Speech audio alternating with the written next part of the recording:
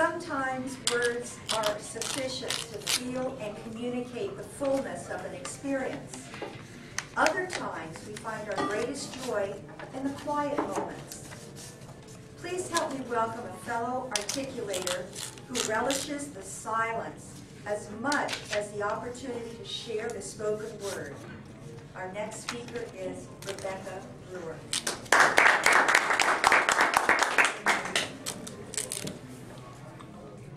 There's a peace that comes with silence. It infuses you, fills you up, brings you awareness of everything inside and out. It is the stillness that I find, not only when I'm quiet with my thoughts, but also gives me the strength to carry on when life gets noisy. The world's become a pretty noisy place. Traffic, television, even the electricity in your home makes noise.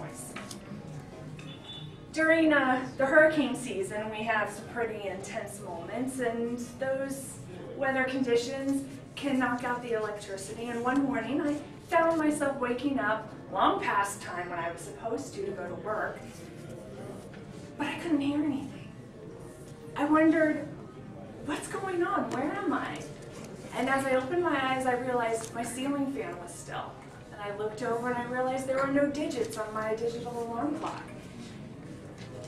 And I just sat there and listened and realized that when the electricity is on, I've become so used to hearing that buzz of electricity through the electrical wires that it was actually a shock to my system when it was gone, and it woke me up. In our society, we hear sounds all the time, and most of us grow up with them that we don't even realize that there's always noise around us. Stillness seems less and less like a state of being and more like a goal for many people.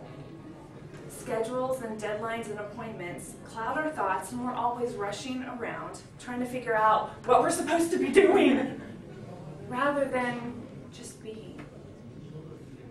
You know, when I was a kid, I used to go to the backyard where we had these two huge oak trees, and I got a hammock for Easter one year. And I would put my hammock up, and I would go in and make myself an igloo snack pack of grapes and juice boxes and carrot sticks and all sorts of fun stuff. And then I'd normally go and I'd snuff comic books from my brother's bookshelf. And I'd go out into the hammock and I'd lay down and I would just enjoy being still.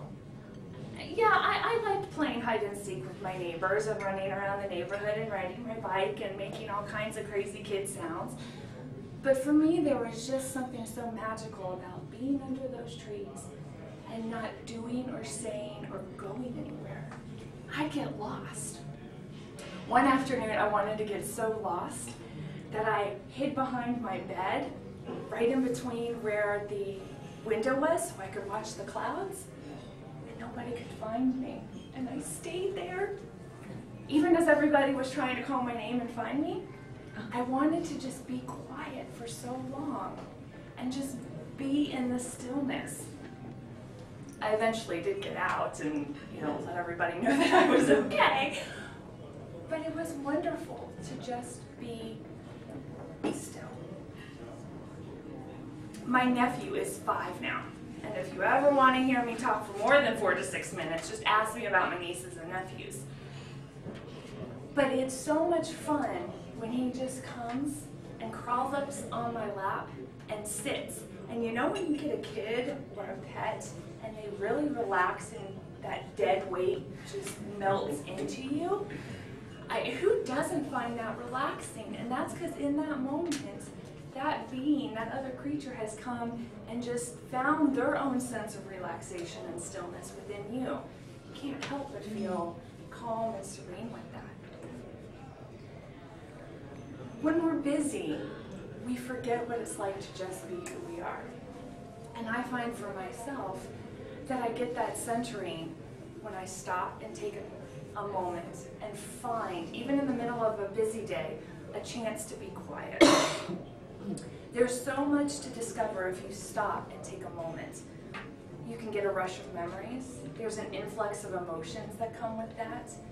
Maybe a flood of thoughts or a rush of creative energy. But that can be lost if you're in this busyness of going about every day, trying to do.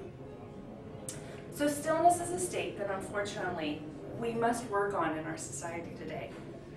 But it's a place unlike any you'll ever find, inside or out.